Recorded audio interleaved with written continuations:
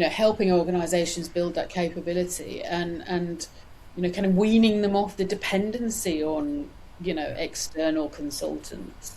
And I think I'm not speaking, but I think Changemaker's philosophy is exactly the same as yours, Dom, which is leaving that legacy, with an organisation, that they become self-sustainable in that capability, rather than this kind of the dependency that, I'm not going to cast aspersions on other organisations, but that other organisations may not necessarily share the same philosophy.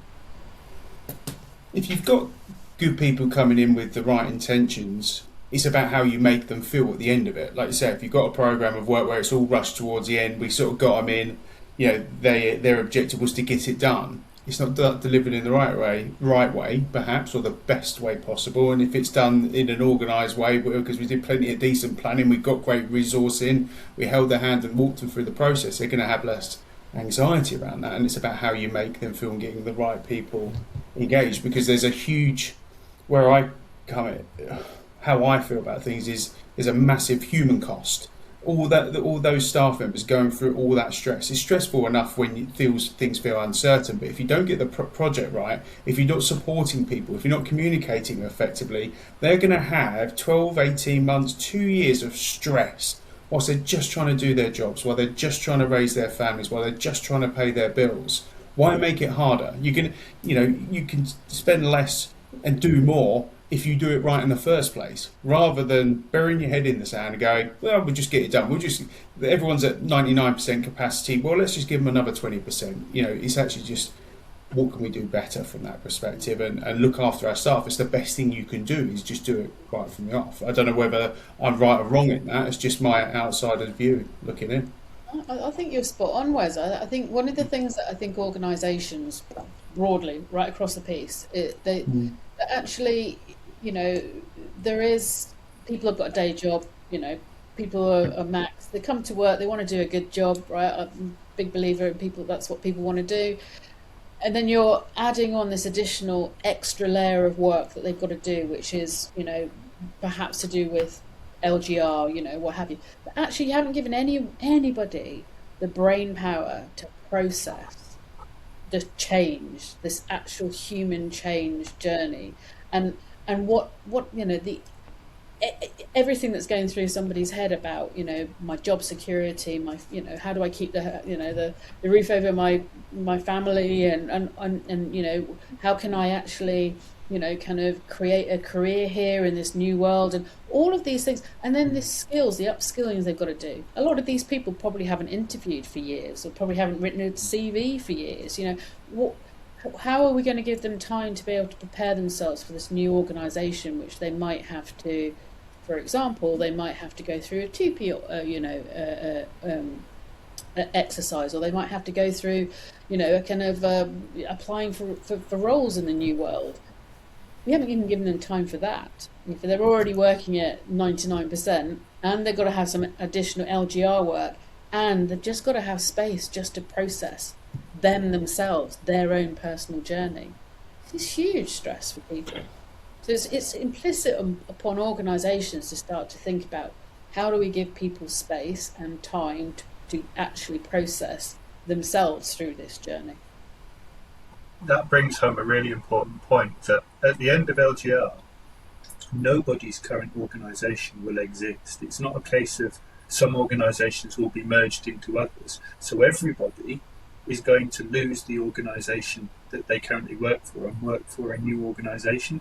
And I think with that, for anybody who has worked for an organisation for any length of time, comes a process of grief and loss as well, because you're losing what you worked for. There will be inevitably some exciting opportunities to come as well, but you're losing your current role, your current workplace, your current the current way you work, and you need time to process that as well. Yeah.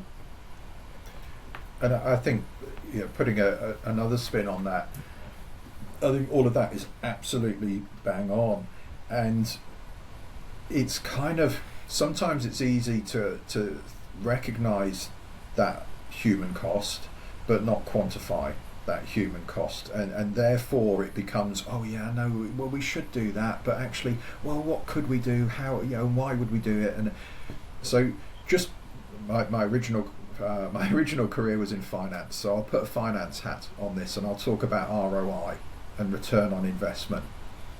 And I have a view that whenever we go into these programs, that uncertainty has an impact on productivity. Because anytime you take my brain away from the job I'm doing and you start getting me thinking about, oh, what's going to happen next? How am I going to put a roof over my family's head? How am I going to apply for the next job? What is that world going to look like? I've already stopped thinking about the work I'm doing. So any uncertainty, human reaction, nothing you can do about it. It's not good, it's not bad, it's not right, it's not wrong. It's how we all react to uncertainty is it has an impact on productivity. Pick a number. I suspect as a minimum that a big change like LGR is going to have a 10% impact on productivity.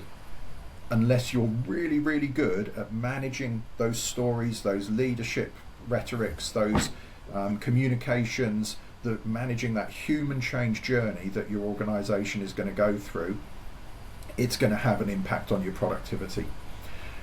The big challenge with that, which is the financial challenge, is most of these organisations, as we've already talked about, are not running with excess capacity.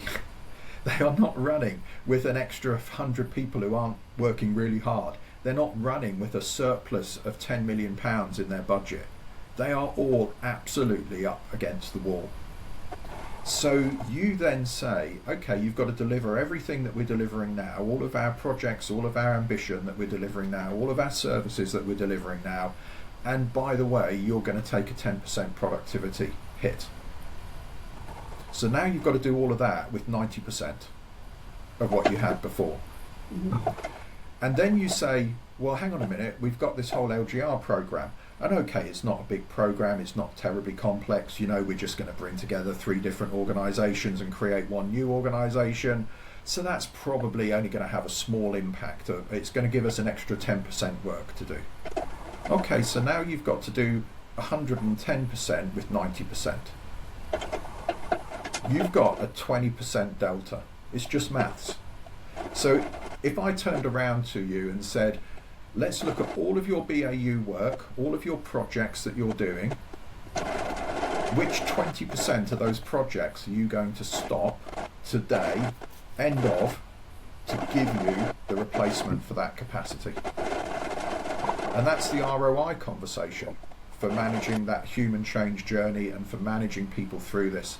Because we're increasing the demand, we're reducing the productivity, and we have to fill that gap somehow.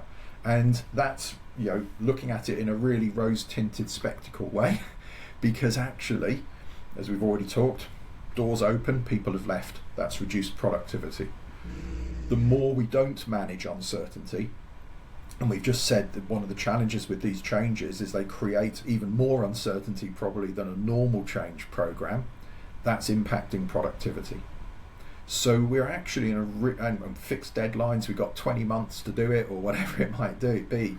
We're actually in a really dangerous position of, it's not just the cost of inaction, actually just what is happening now is already creating a cost.